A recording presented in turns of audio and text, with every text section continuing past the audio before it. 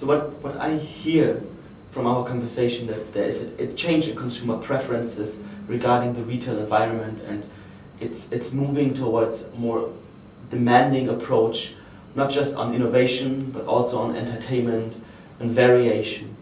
Do we see these elements merging, and will this become more and more important for all kinds of retail environments who are at this point of time are not concerned with factors such as entertainment or constant innovation yet? I think that will be the trend, because after all, customers will be looking for differentiations, looking for experience. After all, shopping, is an experience. It's a lifestyle thing, which will have to be evolved. I think somehow you have to distinguish from kind of day-to-day, shopping to your local supermarket, for the daily consumes, to the kind of weekend, day-out experience with the family.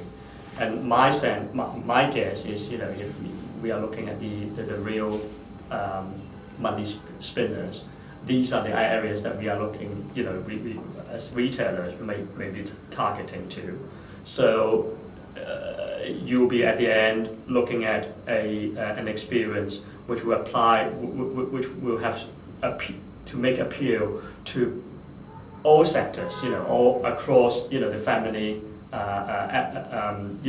to different ages. Something you have to explore experience which will be appealing for your toddlers, the mum, and also the grown up. So it's a wide range of experience and a wide range of tastes and appeals, that you need to target on. So wrapping all these up in an integrated, entertainment and plus shopping experience would be, my sense would be the answer for it. Yes.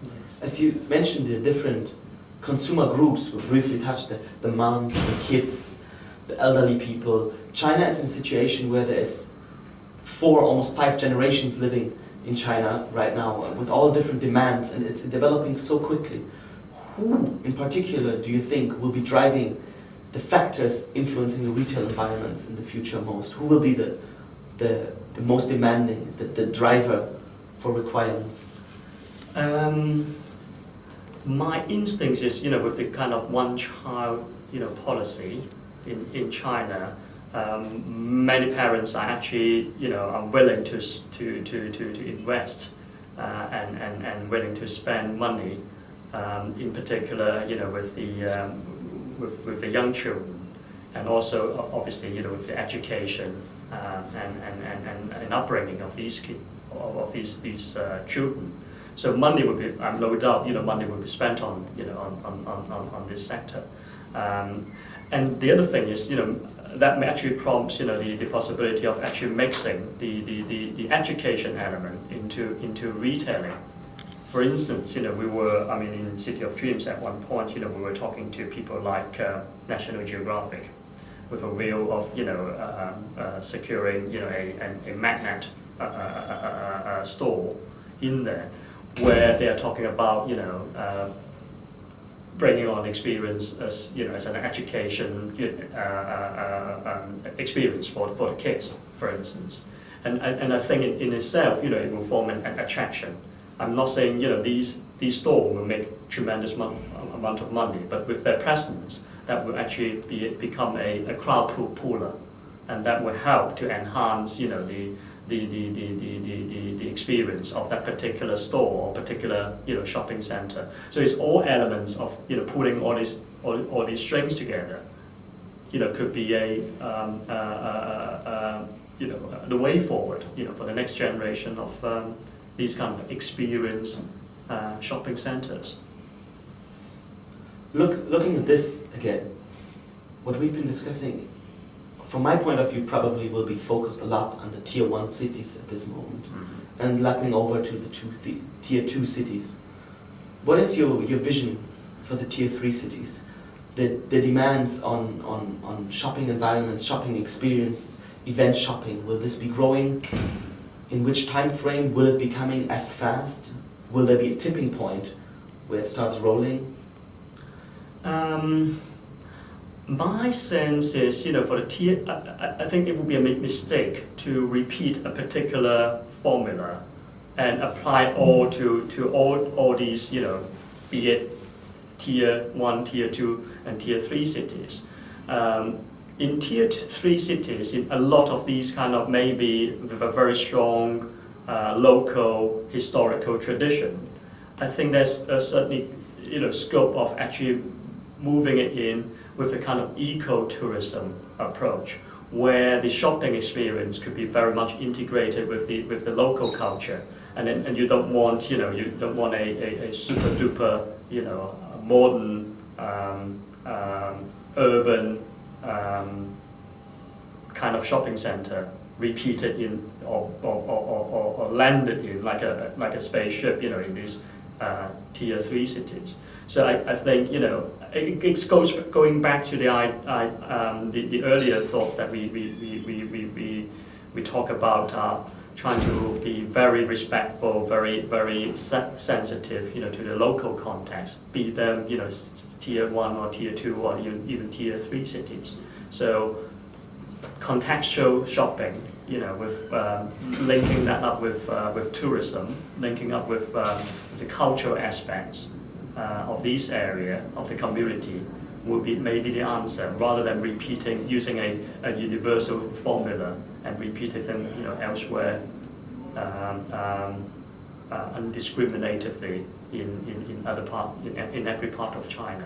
Has anyone been doing this so far? And if so, could you give an example of these kind of local adaptations, of not taking the concept from tier 1 and, as you beautifully expressed, putting it like a spaceship into tier 3 cities and expect it to work? Are there examples of successful local adaptation? I can't recall one in particular, but maybe talking about places like Suzhou or places like the more historical cities like Lijiang, where you probably want to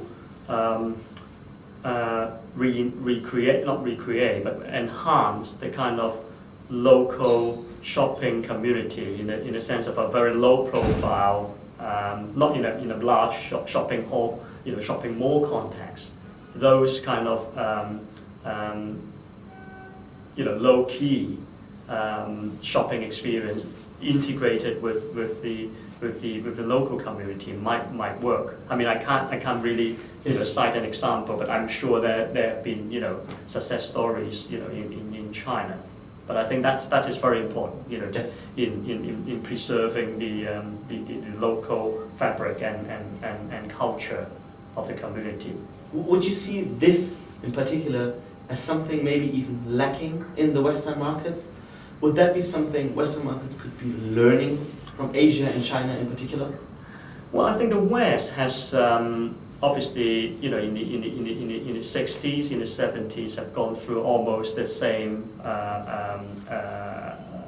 experience. I mean, I can only relate to my UK experience at the time. When you see large cities like Birmingham or Manchester or in the Midlands, going through the kind of modern, movements, where you see large concrete bunkers, sprung up indiscriminatively, in the area. But over the years, I think they have learned. Well, I mean, this is a learning experience. Therefore you see smaller town, coming up, with a very good heritage preservation process. And with that, you have good integration with these kind of shopping experience. Good places like York, places like Harrogate. All these were. I mean, people have learned the lessons, and I think it's particularly important. That for China, they don't go through the same.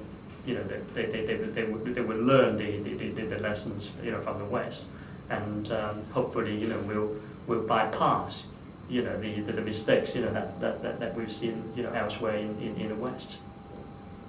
And a lot, I think, in particular in China, is important is reusing or readapting the older fabric For instance, I'm just trying to cite an example that we are actually looking at the moment is to make the active readaptive use of large warehouses in the post-war period, from the pre-war period, into turning that into a good shopping mall.